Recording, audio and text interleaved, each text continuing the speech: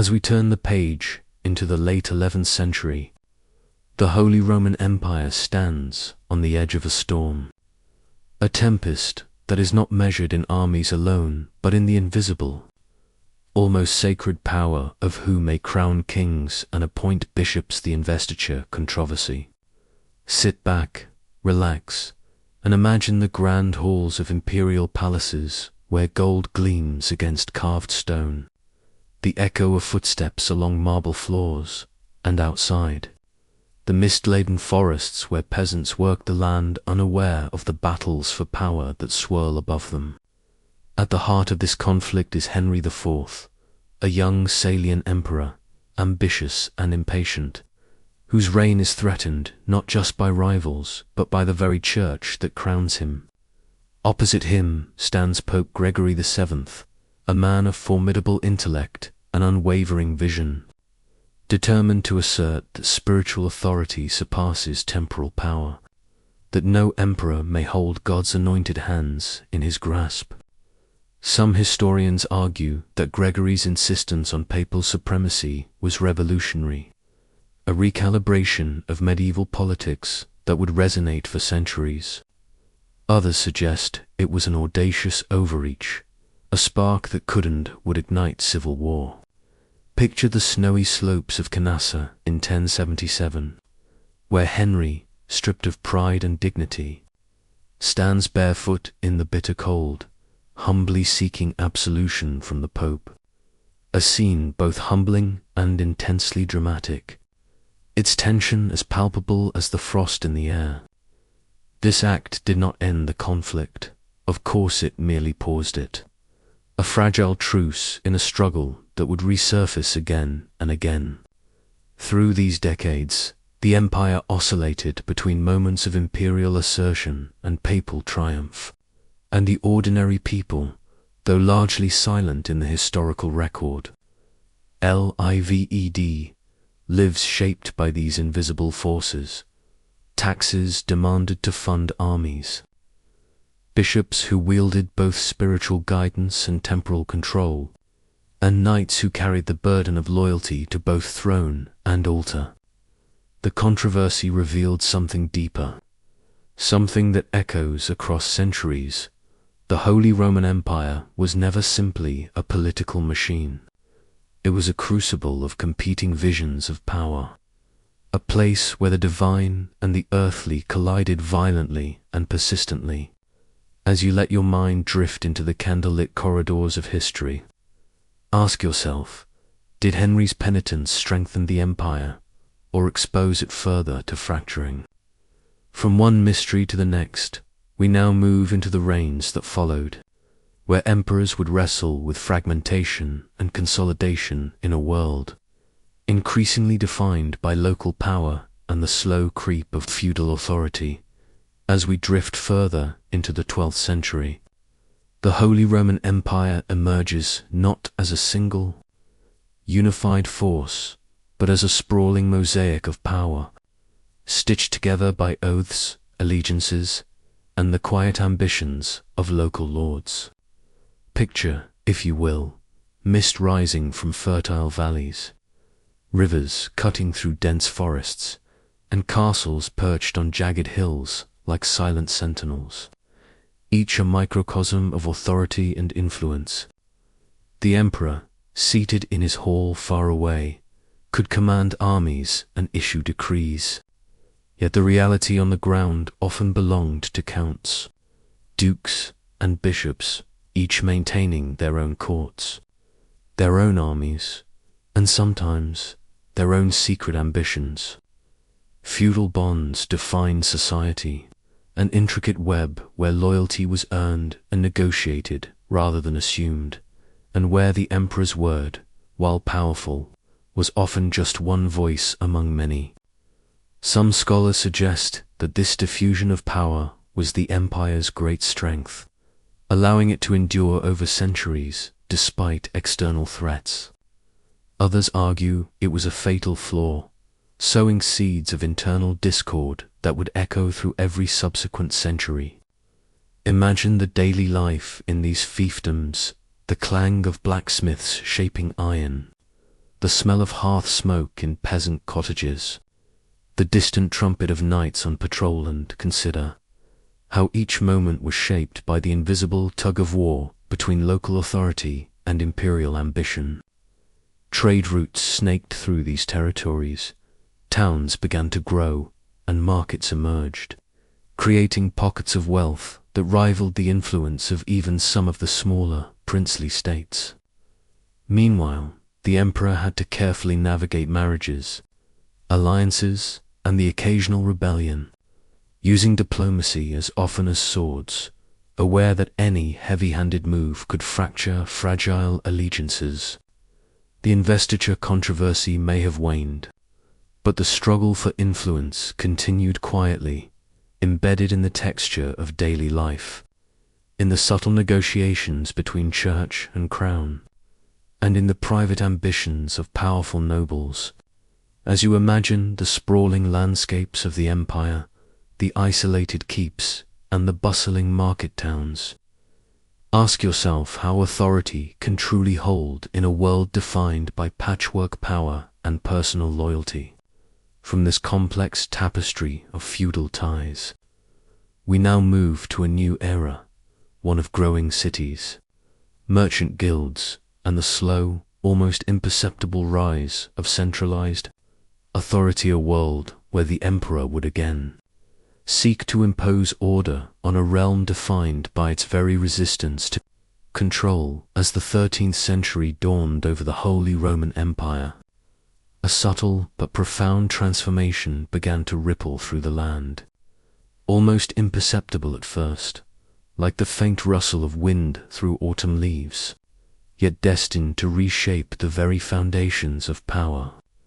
Picture the narrow cobblestone streets of early medieval towns, the scent of fresh bread mingling with the smoke of blacksmiths' forges, the rhythmic clatter of carts carrying wool, grain, and fine cloth along market squares that were slowly becoming centers of commerce and community. These towns, often under the protection of local lords or bishops, began to assert their own autonomy, trading privileges for taxes and military service, cultivating an identity that was as much economic as it was civic. Merchants' guilds emerged, bound not just by the pursuit of profit, but by strict codes of conduct, rituals, and secret knowledge, creating networks of influence that stretched across the empire, linking cities like Hamburg, Cologne, and Nuremberg in a silent, pulsing web of commerce.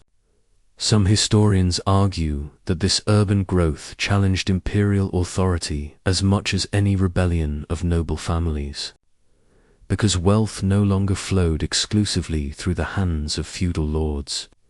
It was now concentrated in the bustling halls of city merchants, in the vaults of guilds, and in the coffers of towns that could arm themselves and defend their walls with surprising effectiveness. Imagine the clang of city gates shutting at night, the echo of footsteps in narrow alleyways, the murmur of deals struck under the shadows of towering cathedrals. Sound a testament to an empire slowly evolving, where power was no longer solely measured by land or title, but also by gold, skill, and knowledge. Meanwhile, emperors like Frederick II attempted to harness this change, granting charters and privileges that could bind towns to imperial interests, creating a delicate balance of cooperation and coercion. Yet, just as quickly, local ambitions and emerging economic independence threatened to undermine central authority, leaving the empire in a perpetual negotiation between order and freedom. As the streets grew busier and the marketplaces more vibrant, the pulse of the empire shifted, from the isolated keeps of feudal lords to the thriving centers of human activity, where the whispers of opportunity mingled with the quiet threat of rebellion. From this burgeoning network of towns and commerce, we now move to the imperial coronations and the ever-intricate dance between emperor, prince, and pope where sacred ceremony met political strategy, and where the future of the Holy Roman Empire would continue to unfold in shadows and spectacle. Imagine, if you will, the grandeur of an imperial coronation in the heart of medieval Germany. The air thick with incense, the echo of chanting priests reverberating through stone vaults, and the flicker of torchlight dancing across gold and velvet. The Holy Roman Emperor, draped in sumptuous robes, approached the altar with the weight of centuries pressing upon his shoulders, a crown of iron and gold poised to symbolize authority that was both divine and terrestrial, yet never fully absolute. These coronations were as much a theatre of politics as they were of religion, a delicate choreography between emperor, electors, princes, and the ever-watchful papacy. Some scholars suggest that the elaborate rituals, kneeling, anointing, and the solemn oath to protect the church were designed to impress not only subjects but rivals, projecting an aura of legitimacy and divine sanction that often masked the fragile reality of fragmented control. The electors, 7 powerful princes scattered across the empire, wielded a quiet but formidable influence, their votes determining the fate of the crown, and their allegiance constantly shifting in a landscape of intrigue and ambition.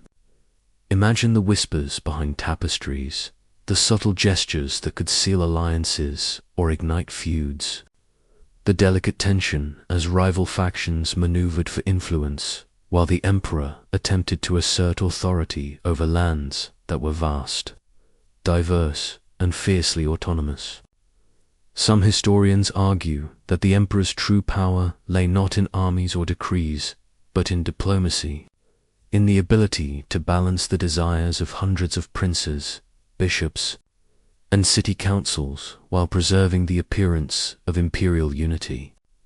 And yet, even at the height of ceremonial splendor, the emperor was haunted by the limitations of his remote regions where his edicts were ignored, rebellious cities that fortified themselves against his influence, and powerful nobles whose loyalty was bought, borrowed, or demanded through subtle threats rather than genuine fealty.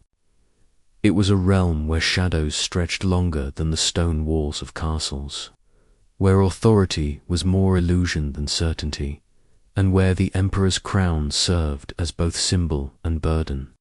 From the dazzling spectacle of coronations and the intricate web of imperial politics, we now move to the rise of religious conflict, where faith and power collided, and where the fragile balance of the empire would be tested by revolts, reformers, and wars that would echo across centuries. As we drift into the corridors of the early 16th century, imagine the empire alive with the scent of burning candles in Gothic cathedrals, the low hum of Latin prayers mixing with the murmurs of townsfolk whose lives were tightly bound to faith and tradition, yet who were beginning to feel the stirrings of change.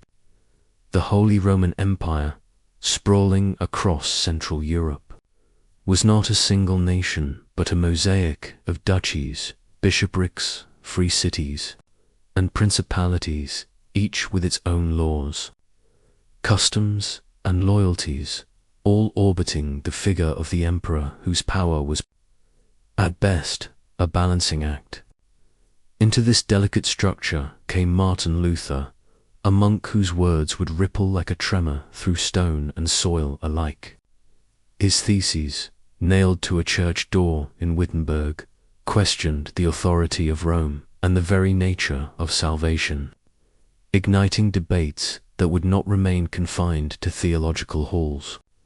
Some researchers believe Luther's ideas spread so rapidly because they spoke to deep frustrations about church corruption, indulgences, and the distant authority of the papacy, while others suggest that the empire's decentralized structure allowed these revolutionary thoughts to take root in local communities with little immediate resistance.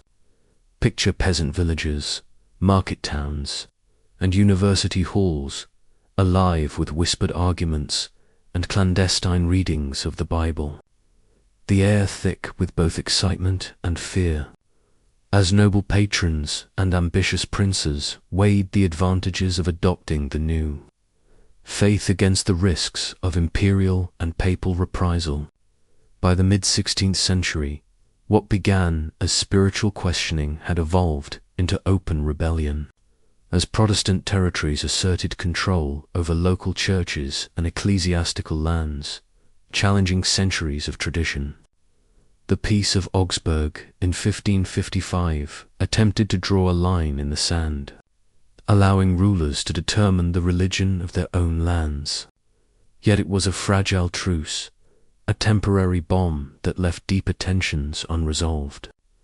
Imagine the uneasy quiet in towns where Catholic and Protestant neighbors eyed one another across churchyards, the potential for violence always simmering beneath polite conversation and marketplace exchanges. This growing divide would not remain theoretical. It would ignite wars, provoke foreign intervention, and transform the very landscape of the empire, turning villages into fortresses and fields into battlefields. From the uneasy Peace of Augsburg, we now move to the eruption of the 30 Years' War, where the interplay of faith, ambition, and survival would plunge the empire into chaos, reshaping Europe in ways that would echo for centuries.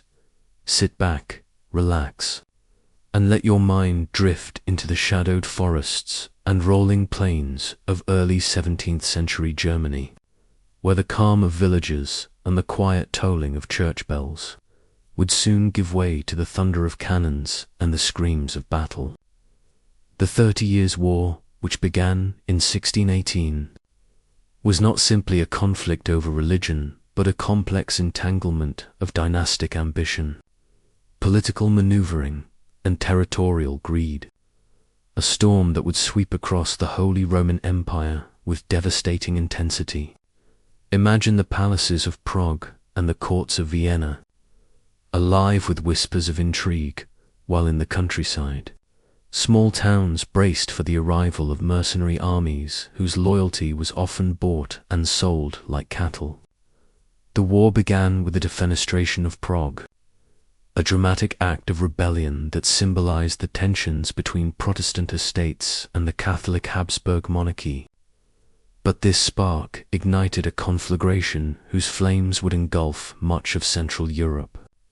Some historians suggest that the decentralized nature of the empire allowed for localized flare-ups to grow into sprawling campaigns, as princes and city-states pursued their own agendas while nominally aligning with either side. Others emphasize the role of foreign powers, like Denmark, Sweden, and eventually France, whose involvement transformed a German religious war into a pan-European catastrophe.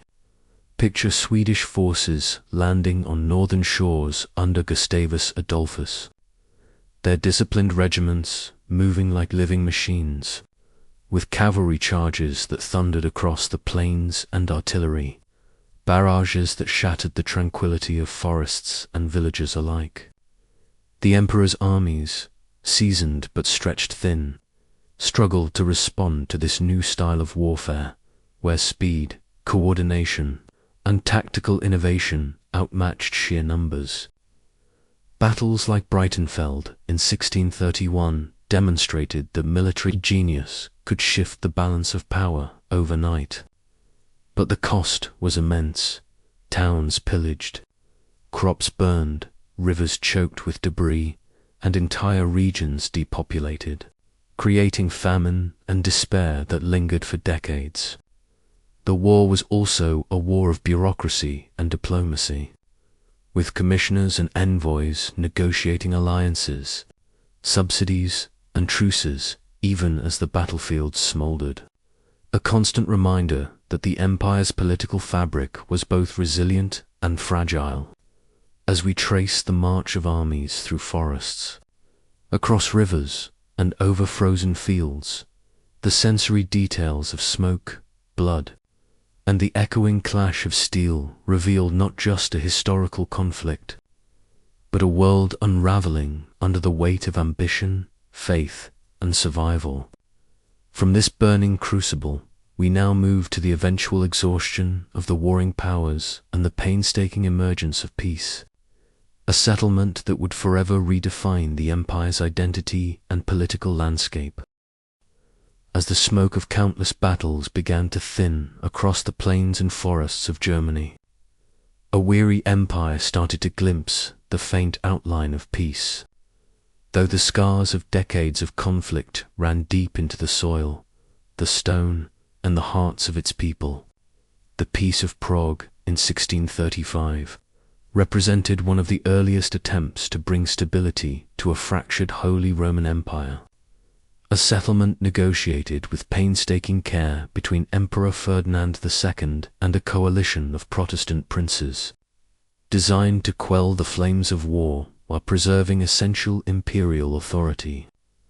Imagine the dimly lit halls where emissaries spoke in hushed tones, the scent of ink and parchment mingling with the lingering smoke of battle, as representatives debated the terms that would reshape the empire's religious and political map.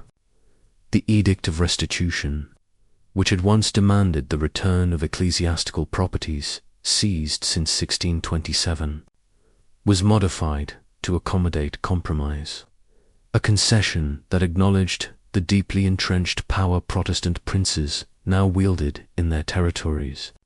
Some scholars believe that the Peace of Prague succeeded, largely because it appealed to the pragmatic interests of German princes, offering them security and a chance to rebuild their lands, while others suggest it was merely a temporary pause in a much larger European conflict, a fragile truce underpinned by exhaustion rather than reconciliation. Across the countryside, villages and towns began the slow, painful process of recovery, though the devastation of fields, livestock, and trade networks meant that famine and economic disruption lingered for years, a silent testament to the cost of prolonged warfare. The remnants of fortifications, charred buildings, and displaced populations told stories that no treaty could erase. Beyond the immediate military and territorial terms, the peace also highlighted the growing influence of external powers, Sweden, France, and other foreign actors whose strategic interests continued to shape events within the empire, ensuring that German affairs were no longer purely domestic but deeply entangled in the web of continental diplomacy. The Peace of Prague laid the groundwork for future negotiations, a blueprint that would eventually culminate in the grander, more comprehensive settlement at Westphalia. But it also revealed the fragility of imperial structures, the limits of centralized authority, and the enduring autonomy of the empire's many principalities. As we trace the tentative steps toward reconstruction, we sense a world caught between the horrors of the past and the uncertain promise of stability, a landscape where diplomacy, power, and survival intertwined. From this delicate interlude of negotiation and rebuilding, we now move to the intensifying involvement of France and the transformation of Germany into a theater of pan-European conflict, where the boundaries of faith, politics, and military ambition blurred into a complex tapestry of intrigue and struggle as the 1630s gave way to the 1640s. Germany became a stage upon which not only local rulers but entire nations projected their power, and the French intervention under Cardinal Richelieu marked a turning point that would elevate the conflict from a regional religious struggle to a European-wide war of unparalleled complexity. Sit back and imagine the dense forests and mist-covered rivers where French armies maneuvered in coordination with Swedish and German Protestant forces, a symphony of strategy and logistics that stretched across hundreds of kilometers, forcing the Habsburgs to confront threats on multiple fronts while attempting to maintain their fragile dominion. Some historians argue that France's entry was motivated purely by geopolitical strategy, aiming to weaken Habsburg influence and secure a favorable balance of power, while others suggest a subtler combination of religious alignment and opportunistic expansion, a mixture of diplomacy and martial precision that exemplified the sophistication of early modern statecraft. The coordination between French and Swedish forces created a new kind of coalition warfare, one where synchronized campaigns, financial subsidies, and shared intelligence allowed armies to operate far beyond the capabilities of previous generations.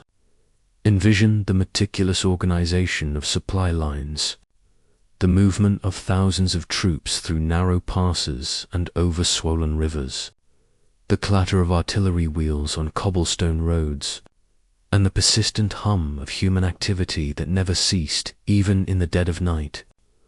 Battles such as Nordlingen in 1634 reminded all participants of the devastating consequences of where Spanish and imperial forces coordinated effectively to crush Swedish and Protestant formations, leaving survivors to scatter across the hills while the dead littered the fields.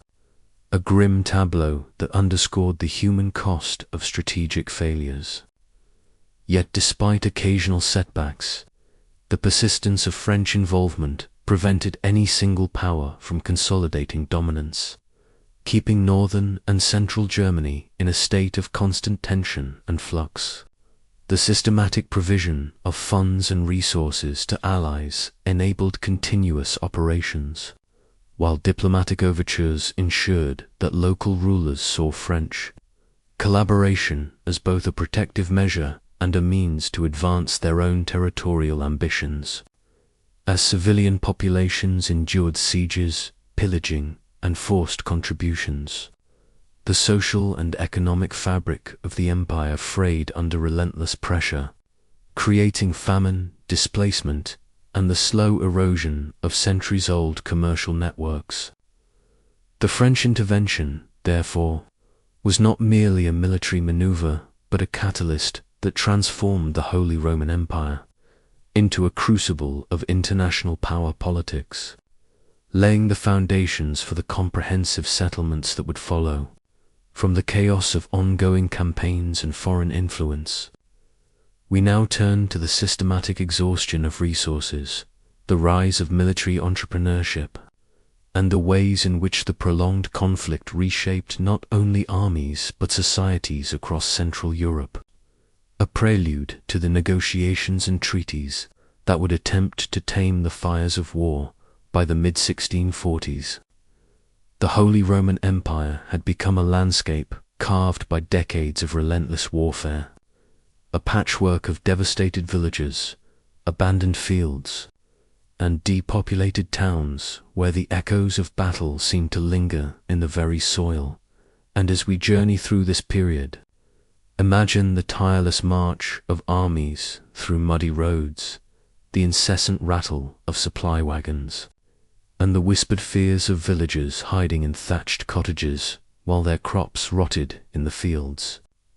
Some scholars argue that the war's endurance was fueled less by ideology and more by the entrenched interests of local rulers, mercenary leaders, and foreign powers who found opportunity amid chaos, while others emphasize the persistence of religious fervor that continued to inflame both Protestant and Catholic factions despite the physical and economic exhaustion that gripped the empire.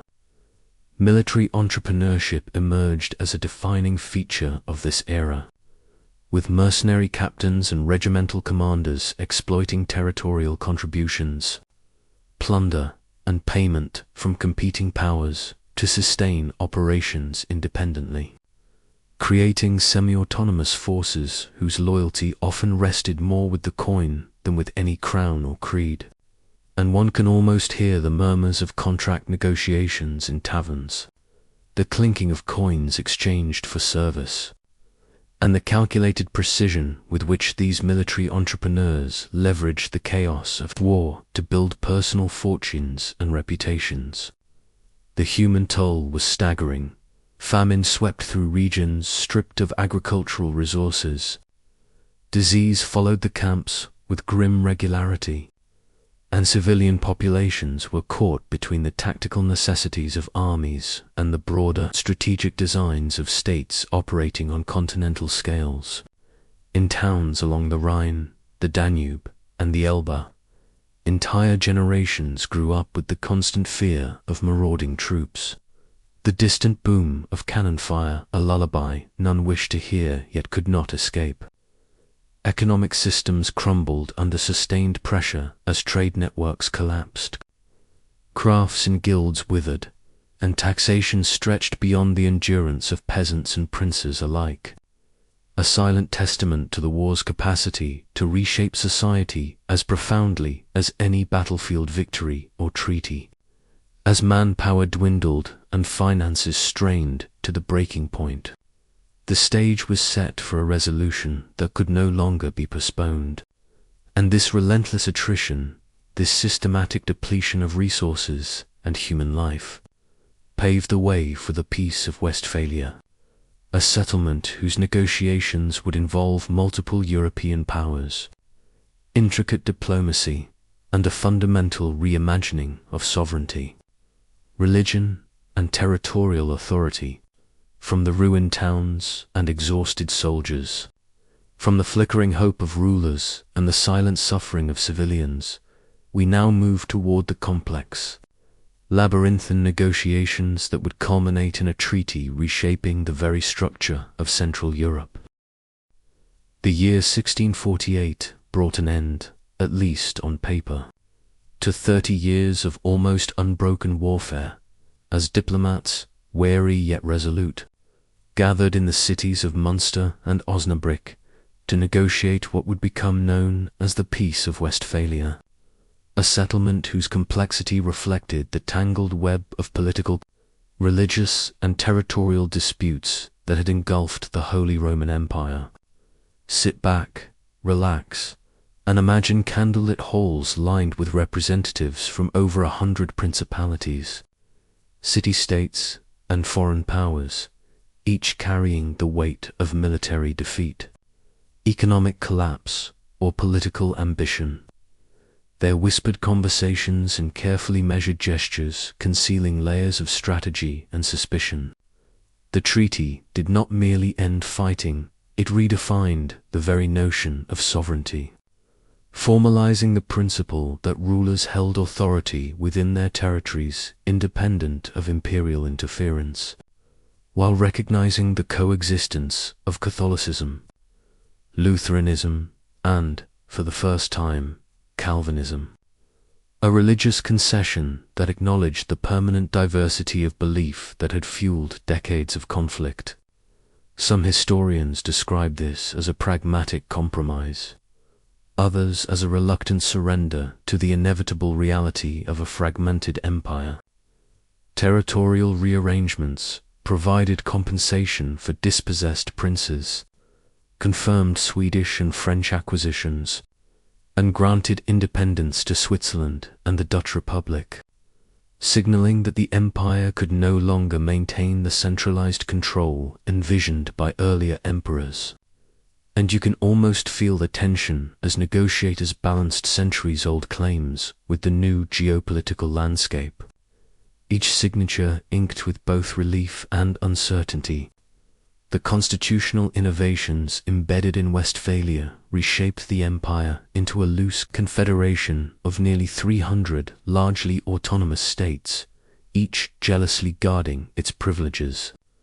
And the imperial diet, once a hub of decisive governance, became a ceremonial forum where procedural debate often masked the real power of regional rulers. Elaborate seating arrangements, formal speeches, and endless negotiation reflected a delicate dance of authority and diplomacy, while foreign powers like France and Sweden retained the ability to influence outcomes through subsidies, alliances, and strategic presence.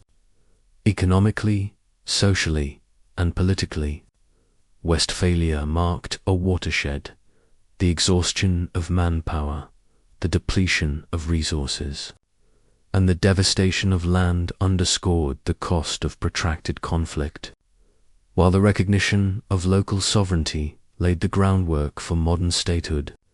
Yet even as the ink dried, the empire's survival was fragile, a shadow of its former self, and one must ask, had the Holy Roman Empire truly been saved, or merely transformed into a mosaic of semi-independent entities, its emperor reduced to a ceremonial figurehead, a relic of a bygone age, quietly presiding over a patchwork of sovereignties. From this new order, the story of rising powers and shifting allegiances begins to emerge. And next we move to the ascent of Prussia, whose ambition would soon challenge the Habsburgs in ways the Treaty of Westphalia could scarcely contain. As the Holy Roman Empire settled into the uneasy calm imposed by Westphalia, a new power quietly began to rise in the north, its ambitions and discipline destined to reshape Central Europe. Prussia, a kingdom forged from scattered territories under the Hohenzollern dynasty, emerging from relative obscurity with a vision of military efficiency and centralized control that would challenge centuries of imperial tradition. Sit back, relax, and picture the cold, marshy lands of East Prussia, the echoing drills of soldiers in carefully measured formations, the rhythmic clatter of boots on cobblestones, the disciplined cadence of officers issuing commands that turned scattered men into a formidable army. Beginning with the consolidation of East Prussia in 1618 and culminating in the royal coronation of Frederick I in 1701, the Hohenzollerns systematically expanded their authority, turning a collection of duchies, counties, and towns into a unified state capable of wielding power far beyond its size, while the careful integration of administrative reforms, efficient taxation, and military recruitment created a foundation for sustained growth. Some historians emphasize the genius of military centralization, others the opportunistic diplomacy that brought formerly independent territories under Hohenzollern control. But all agree that Prussia's rise was methodical, patient, and unyielding. The real transformation, however, lay in the army, professionalized, rigorously trained, and organized under the canton system. It linked military service to local districts, ensuring a reliable stream of manpower while embedding the army deeply within society itself. Imagine drill fields stretching for miles, the disciplined ranks of infantry and cavalry moving as one, artillery units coordinating with precision, officers trained not just in tactics but in the art of maintaining cohesion under the chaos of battle. Frederick William, the Great Elector, later Frederick William, the Soldier King, implemented reforms that maximized the efficiency of limited resources, creating rapid deployment forces and standardized procedures that allowed smaller Prussian armies to defeat numerically superior foes. A model of military innovation that would influence Europe for generations. The economic dimension was equally crucial. Careful exploitation of agricultural, mineral, and textile resources provided the kingdom with the wealth to sustain its military ambitions without over-reliance on foreign subsidies. By the early 18th century, Prussia had become a state defined by its army, a kingdom where every aspect of society was attuned to the demands of war, disciplined, coordinated, and strategically minded. Yet even as Frederick I solidified his state, questions lingered in the halls of Vienna. Could the Habsburgs contain this northern challenger, or would Prussia's disciplined efficiency and relentless ambition eventually upend the balance of power within the empire? From this emerging northern power, we next follow Frederick II, whose bold gambits in Silesia would ignite conflict that no treaty, no matter how carefully negotiated, could contain. The stage was set for a new era of conflict. And at its center stood Frederick II of Prussia, a young, audacious ruler whose intellect and ambition would challenge the Habsburgs and redefine European warfare. Imagine the frostbitten fields of Silesia in December 1740, the air sharp and biting, the distant cries of sentries mingling with the muted rumble of artillery as Frederick, barely 28, prepared to strike immediately after Maria Theresa ascended the Habsburg throne, exploiting a perceived weakness in succession, a calculated gamble that would echo across the continent for decades. Sit back and picture the meticulous planning, the intelligence gathering, the quiet negotiation with potential allies, the careful study of maps and fortress layouts, as Frederick's mind orchestrated a campaign where speed, deception, and surprise would outweigh mere numbers. His army, a testament to decades of Prussian military reform, was drilled to perfection, infantry capable of holding formation under the shock of cavalry, artillery deployed with precision, and officers trained to maintain cohesion in chaos, creating a force that could turn tactical discipline into strategic advantage. Some contemporary observers marveled at the contrast between the disciplined Prussian soldiers and the cumbersome, less coordinated Austrian forces, while others suggested that Frederick's audacity might overreach, risking annihilation in pursuit of glory. The rapid conquest of key Silesian fortresses demonstrated both the effectiveness of his reforms and the limitations of traditional Austrian defenses, as coordinated siege operations and agile maneuvers allowed smaller Prussian forces to subvert numerical disadvantage, forcing Maria Theresa into a defensive posture. Imagine the tension as the snow-crusted battlegrounds of Mulwitz tested the mettle of both armies, where initial cavalry failures forced Frederick momentarily to flee. Yet disciplined infantry advances reversed a tide, demonstrating the interplay of training, morale, and leadership under extreme pressure. The war extended beyond mere battlefields, shaping economies and societies, as Prussia exploited Silesia's mineral wealth, textile industries, and strategic position to sustain ongoing campaigns, creating a feedback loop of military success and economic growth. While Maria Theresa mobilized Hungarian resources and negotiated with nobles to maintain resistance.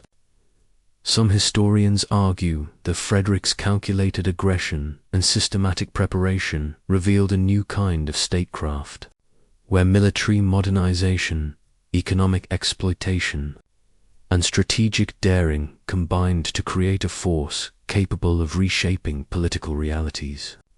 And yet, as Europe watched these northern maneuvers unfold, the question remained: could Prussia, with its disciplined army and bold leadership, withstand the gathering coalitions and complex diplomacy that Maria Theresa and her allies would marshal in response? From this pivotal challenge, we move next into the broader European upheaval, where the 7 Years' War would test the limits of Prussian genius and the fragile balance of continental power. As the 19th century dawned, the Holy Roman Empire, a structure that had endured for over a millennium, found itself under the looming shadow of one man, Napoleon Bonaparte, a figure whose military genius and political ambition would reshape Europe in ways previously unimaginable. Picture the continent in motion, armies crossing borders with speed and precision, cannons roaring across plains, and diplomats scrambling to negotiate treaties while revolutionary ideals, now fused with Napoleonic ambition, challenged not only monarchies, but the very notion of centuries-old feudal allegiance. The empire, already weakened by internal fragmentation and decades of decentralized governance, struggled to respond to a force that combined disciplined military strategy with a vision of sweeping political reorganization. Some historians argue that the Holy Roman Emperor, Francis II, recognized the inevitability of change when faced with Napoleon's victories in Italy and along the Rhine, while others suggest that the complex web of loyalties among princes and electors rendered any coordinated resistance nearly impossible. Napoleon's campaigns introduced sweeping reforms wherever his armies marched, dissolving old feudal structures, reorganizing territories into satellite states, and installing rulers loyal to him, often former generals or members of his extended family, effectively bypassing the centuries of tradition that had bound the empire together. These moves not only undermined imperial authority but also demonstrated that the symbolic power of the emperor could no longer translate into practical control. By 1804, when Napoleon crowned himself Emperor of the French, a symbolic challenge to the Holy Roman Emperor's own centuries-old claim, the psychological and political pressure on the empire reached a crescendo, signaling to many that its survival was tenuous at best. In 1806, after a series of humiliating defeats and the defection of numerous German states into the Confederation of the Rhine under French protection, Francis II took the unprecedented step of formally dissolving the Holy Roman Empire, declaring that it could no longer function as a unified political entity. What remained was scattered principalities, duchies and territories, many now under French influence, while centuries of ceremonies, elections, and imperial traditions vanished almost overnight, leaving historians and observers alike to ponder how such a monumental institution could end so abruptly. And so, as we witness this dramatic unraveling, we move from the echo of imperial halls to the reality of a continent in flux, where power, loyalty, and identity are being redefined, and the story of the Holy Roman Empire approaches its final chapter, inviting us to explore the remnants, legacies, and subtle shadows it left behind across Europe. With the formal dissolution of the Holy Roman Empire in 1806, one might assume that its story ended with a single stroke of Napoleon's pen. Yet its influence lingered, like a faint echo through the valleys of Central Europe, shaping politics, culture, and identity long after its emperors and electors vanished from history. Imagine the patchwork of German-speaking states, each with its own prince, duke, or bishop, adjusting to a new reality where old hierarchies had crumbled, yet centuries of tradition and legal precedent continued to govern everyday life.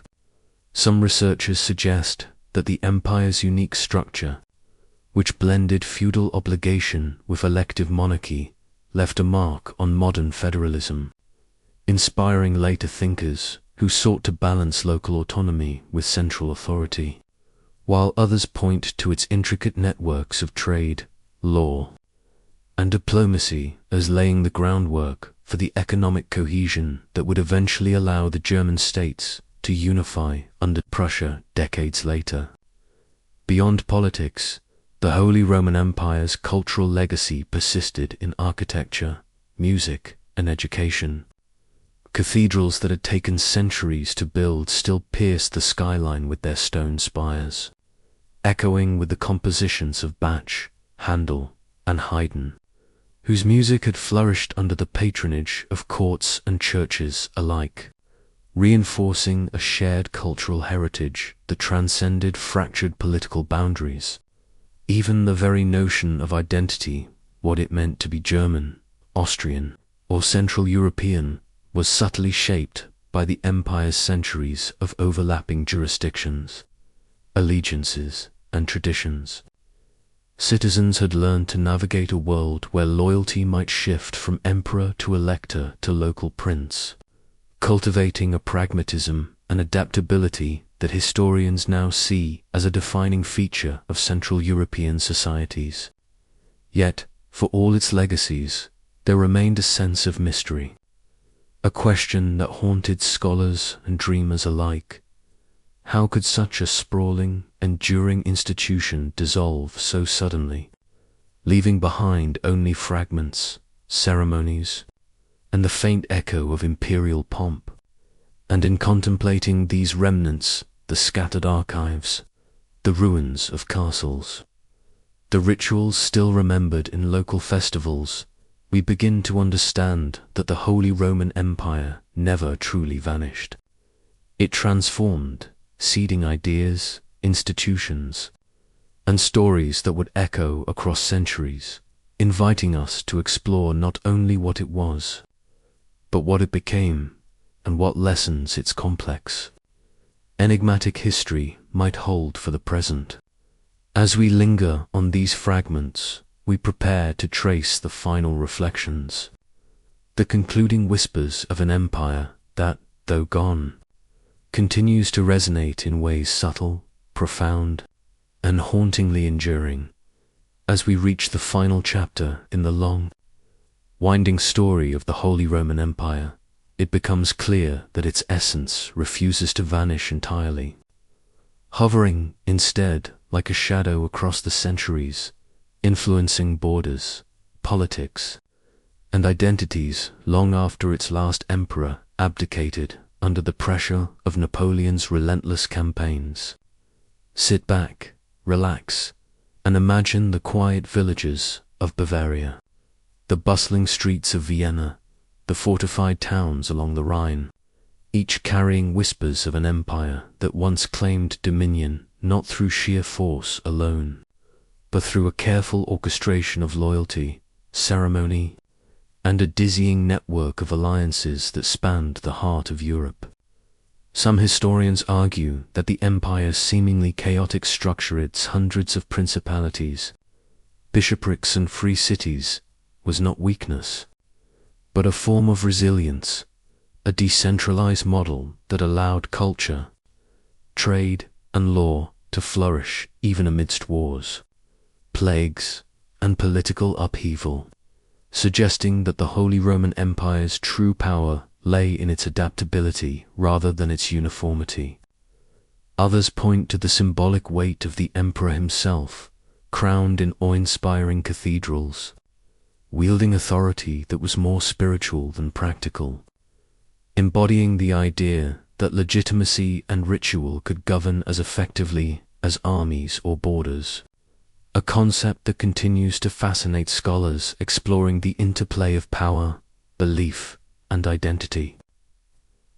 Beyond politics, the empire's cultural imprint endures in ways subtle but undeniable. Gothic spires that pierce misty skies, Baroque palaces echoing with the strains of orchestras, legal codes and guild traditions that shaped modern European governance, and even in the very language of diplomacy, which retained a precision and formality born in imperial chancelleries. Yet, for all its grandeur, there remains a haunting question, a final mystery that threads through this sprawling history.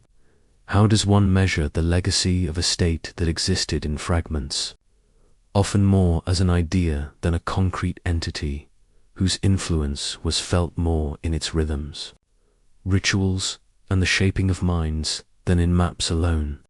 As night falls across the lands that once answered to the emperor, we are left with a sensation of standing amidst ruins and echoes, of hearing the murmur of centuries of politics, wars, alliances, and art all blending into a singular, timeless resonance. The Holy Roman Empire, though formerly gone, persists in this resonance, in the stories whispered in libraries and abbeys, in the faint outline of borders on old maps, in the cultural DNA of Europe itself, testament to an institution whose shadow lingers, elusive, complex, and infinitely compelling, inviting us to remember that some empires never truly end, they merely transform, leaving their mysteries to be unraveled by those willing to listen closely, to trace their echoes through the fog of time, and to wonder at the enduring enigma of a realm that once called itself Holy, Roman, and Empire. The 7 Years' War, erupting in 1756, was a crucible of strategy, ambition, and relentless pressure, and at its center, Frederick the Great maneuvered his Prussian state like a masterful chess player, anticipating moves across a continent teetering on the brink of chaos. Picture the rolling hills of Saxony, the dense forests of Silesia, and the frozen rivers that bisected battlefields, as armies clashed in a contest not merely of numbers but of ingenuity, discipline, and psychological endurance, where every decision could tip the balance between survival and annihilation. Frederick's preemptive invasion of Saxony exemplified this boldness, securing strategic positions in Dresden and Leipzig, establishing supply lines, and leveraging the advantage of surprise, all while coordinating with a fledgling bureaucracy capable of extracting taxes, mobilizing troops, and sustaining campaigns across multiple theaters. Some scholars suggest that this demonstrated not just military brilliance, but a profound understanding of the interplay between logistics, geography, and human psychology, while others contend that his audacity skirted the edge of recklessness, relying on disciplined troops to offset the inherent risks of striking first. As the war expanded, the conflict drew in Britain, France, Austria, Russia, and numerous German states, transforming what began as a localized struggle into a global confrontation spanning Europe, North America, and Asia, each theater reflecting the same underlying themes of preparation, improvisation, and the relentless application of force. The battles of Rosbach in 1757 and later Leuthen in the same year crystallized Frederick's tactical genius against overwhelming enemy numbers. He employed the oblique order to concentrate his forces against isolated points, using terrain, timing, and deception to shatter Allied formations with minimal losses. Imagine the chaos of musket fire and cannon smoke, the pounding hooves of cavalry, the sharp commands of officers slicing through the din, as trained infantry executed maneuvers that seemed almost choreographed, creating a spectacle of order imposed upon the tumult of war. Yet even in these victories, the costs were staggering.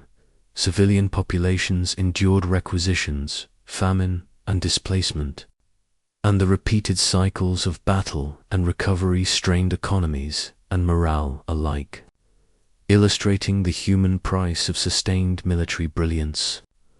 The war also highlighted the fragility of alliances, the constant negotiation of loyalty, and the intricate diplomacy that surrounded battlefield action. As Frederick navigated a continent where shifting coalitions threatened to isolate him at any moment, and as we linger on these fields of fire, we are left to ponder, could the brilliance of a single leader, no matter how disciplined or audacious, secure lasting stability, or would the relentless pressures of coalitions, resources, and fate continue to shape the destiny of the Holy Roman Empire's northern power? From the echoes of cannon fire, we next move to the treaty that ended this epic struggle and solidified Prussia's place in European history. In 1763, after 7 grueling years of campaigns that carved rivers of smoke through Europe, the Peace of Hubertasberg quietly drew the curtains on the 7 Years' War, leaving Prussia battered but unbroken, a state whose reputation had shifted from regional contender to central player on the European stage.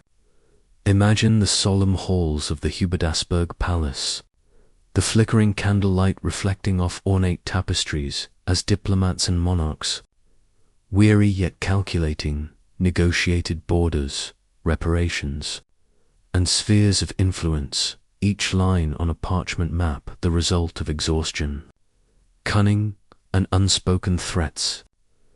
The treaty confirmed Prussia's retention of Silesia, a jewel of economic and strategic importance, securing access to mines, fertile lands, and trade routes that would fuel its growing ambitions, while Austria, France, and Saxony, though militarily exhausted, retained dignity and concessions carefully balanced to avoid humiliation, highlighting the delicate art of 18th-century diplomacy where the veneer of civility often masked simmering rivalries and unspoken grudges.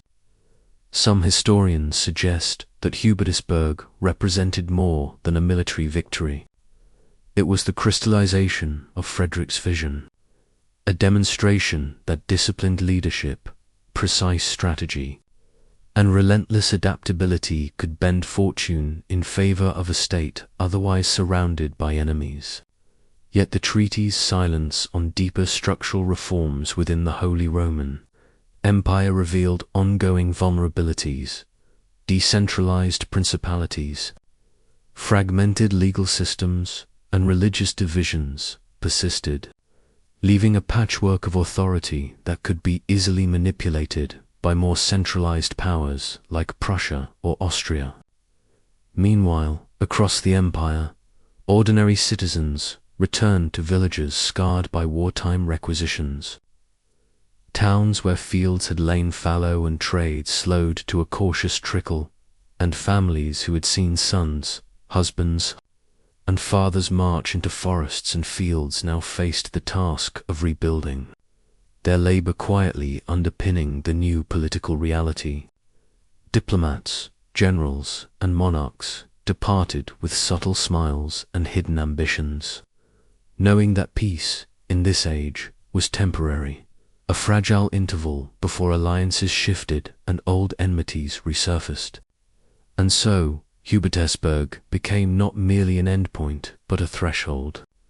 The moment when Prussia's rise signaled a profound reordering of influence within the Holy Roman Empire, foreshadowing the tensions, rivalries, and conflicts that would define the decades to come. As we leave the candlelit halls and echoing treaties behind, we are drawn toward the next transformation, the empire's slow dance with reform, Enlightenment ideas, and the pressures of modernity, where centuries-old traditions would meet the inexorable tide of change as the 18th century drew to a close. The tremors of revolution in France began to reverberate across Europe, reaching even the seemingly enduring structures of the Holy Roman Empire, where centuries-old alliances and feudal hierarchies now faced a force unlike any before: the power of ideology, the energy of popular sovereignty, and the intoxicating call for equality and national self-determination. Imagine the streets of Paris filled with fervent crowds, the clang of liberty bells echoing into the night, newspapers racing with pamphlets that declared the rights of men and the legitimacy of challenging monarchs, while across the Rhine, princes and emperors watched with a mix of fascination and dread, calculating how such ideas might seep into their own territories, unraveling centuries of carefully maintained order. Some observers suggest that the empire's decentralized political structure, once a strength in maintaining local autonomy, now became a vulnerability, as hundreds of semi-independent principalities, duchies, and free cities were ill-prepared to resist the ideological contagion spreading from France.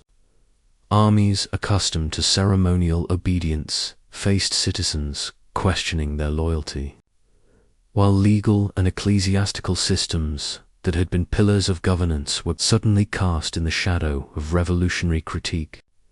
The imperial army, fragmented and underfunded, struggled to coordinate its responses to the swift and unconventional strategies of French forces, whose campaigns in the Rhineland during 1792 and 1793 demonstrated not just military prowess, but an almost fanatical ideological motivation, a willingness to march into territories with the dual purpose of conquest and transformation, implementing administrative, legal, and educational reforms that challenged centuries of imperial precedent.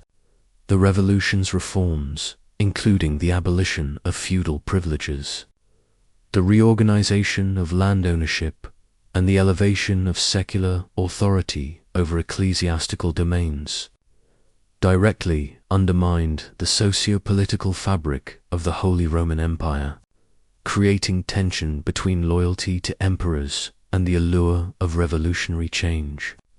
Villages and towns once bound by tradition now faced new obligations, new rulers, and new ideas, leaving ordinary people caught between loyalty, survival, and curiosity about the promise of a different future. As revolutionary armies advanced, the symbolic and practical authority of the emperor weakened, revealing that centuries of ceremonial power could not withstand the currents of modern ideology and mass mobilization. And so, as we peer into this turbulent moment, we find the empire standing at a precipice. Centuries of continuity meeting the relentless surge of change, poised between survival and dissolution. A shadow of medieval power facing the dawn of a radically new Europe. And we move next into the rise of Napoleon, whose vision would sweep across the empire and redraw the map entirely. Sit back, relax, and let your mind drift into the quiet glow of a distant world.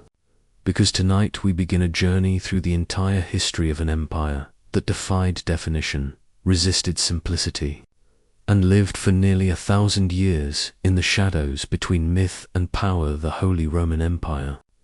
Some call it neither holy, nor Roman, nor an empire, yet its story is stitched into the fabric of Europe like a long, restless dream, one filled with shifting crowns, wandering armies, echoing cathedrals, and kings who ruled more through symbolism than through steel.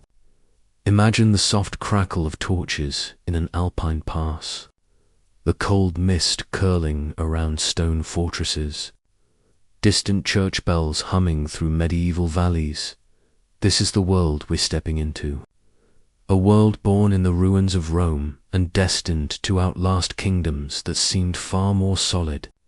We begin with a man whose name still hangs over European history like the shadow of a mountain, Charlemagne.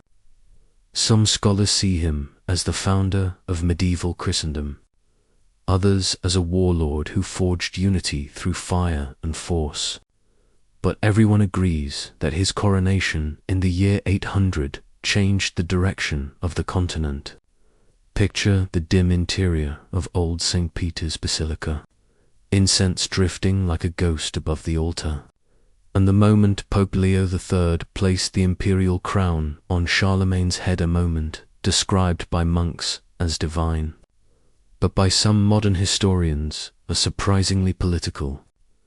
Was it a revival of Rome, or the birth of something entirely new? No one can say for certain, and that uncertainty, that soft haze of possibility, is the tone that will follow us from one century to the next. After Charlemagne, the empire did not rise smoothly. It fractured, splintered, and trembled, passing through hands that struggled to hold it. The Carolingians faded, regional dukes grew bold, and from the forested heart of Germany emerged new kings, Henry the Fowler, Otto the Great, figures who rebuilt the imperial dream one victory at a time. Some researchers believe these rulers were driven by a genuine vision of restoring ancient Rome, while others suggest they simply recognized the power that came with a sacred crown shaped by legend. And yet, as you settle deeper into your pillow, let this question linger gently in your thoughts like a candle flickering in an empty hall. Was the Holy Roman Empire a rebirth, a replacement, or merely a reflection of a world still haunted by Rome's memory. Next, we move closer to the rise of Otto the Great, and the moment the empire found its second heartbeat. As we drift deeper into this long night of empires and echoes, we move now to the figure who gave the Holy Roman Empire its second great heartbeat, Otto the First, known to history as Otto the Great. Some imagine him as a stoic commander astride a massive warhorse. Others picture a calculating monarch who understood the value of alliances, cathedrals, and ceremony as much as he understood the sword. But all agree that his rise marked a turning point that pulled the empire back from the brink of dissolution. Picture the German lands of the 10th century, dense forests whispering with wind, quiet rivers reflecting pale grey skies, villages huddled under wooden palisades, an easy frontier between settled Christian realms and the fierce Magyar raiders sweeping in from the east. It was here, in this world of tension and uncertainty, that Otto began forging unity out of chaos. Some researchers suggest he succeeded because he mastered the art of binding dukes to him through marriage, diplomacy, and calculated concessions. Others argue his true genius lay in partnering with the church, weaving bishops into the machinery of the state until spiritual and secular power beat together like twin drums. The moment that defined him most came in 955 at the Battle of Lechfeld, where Otto's forces shattered the Magyars in a clash described by chroniclers as apocalyptic. Dust clouds swirling like storm fronts, the pounding of hooves echoing across the plain, shields splintering under the weight of cavalry charges. Was it destiny, or simply the culmination of years of preparation? No one agrees, and that uncertainty gives the event its lingering glow. After the victory, Otto's prestige swelled like a rising tide, carrying him all the way to Rome itself, where in 962 Pope John XII placed the imperial crown upon his head. Some say this moment was the true birth of the Holy Roman Empire as a distinct medieval institution, different from Charlemagne's earlier creation, more German in character, more intertwined with the papacy, more durable. Others quietly suggest that it was just another bargain, another exchange of favors between a powerful king and a pope desperate for protection. Whatever the truth, Otto's coronation created a pattern, one that future emperors would follow, resist, or suffer under. As you sink a little further into the rhythm of this ancient world, let this soft, lingering question drift just at the edge of sleep. Did Otto restore the empire's soul? Or did he forge something entirely new beneath the old Roman crown? Next, we move to the Ottonian legacy and the strange brilliance of an empire defined by both stability and constant fragility. Now we drift further into the soft twilight of the early medieval world, where the empire shaped by Otto the Great did not simply stand, it pulsed with an ominous, shimmering glow, a strange mixture of stability and fragility that defined what historians call the Ottonian Age. Imagine narrow monastic corridors lit by trembling candlelight, scribes bending over parchment as they record visions of kings chosen by God. And beyond those stone walls, the steady rise of a dynasty attempting to hold together lands that were vast, diverse, and always shifting beneath their feet. After Otto I came his son, Otto II, a ruler both confident and unlucky, whose elegant Byzantine marriage and ambitious campaigns hinted at a future that never fully arrived. Some scholars describe him as a visionary seeking to transform the empire into a Mediterranean power. Others quietly argue that he moved too fast, stretching the fragile unity of the realm until it strained like old cloth. His death at a young age left the empire in the hands of Otto III, a boy king whose imagination burned brighter than the world around him. Picture Otto the Third in his palace on the Palatine Hill, young, intense, surrounded by scholars, relics, and symbols of ancient Rome, whispering dreams of reviving the glory of Caesars long gone. Some researchers believe he truly intended to create a universal Christian empire guided more by spiritual authority than by steel, while others suggest he was simply a young man enchanted by the romantic ruins of antiquity. His sudden death at just 22 halted this glittering experiment in its infancy, leaving Europe to wonder what might have been. And so the Ottonian line flickered out, replaced by the Salian dynasty, but not before leaving behind an unmistakable imprint: grand imperial rituals, powerful bishops who acted as the emperor's administrators, and a political rhythm built on delicate negotiations between kings, nobles, and the church.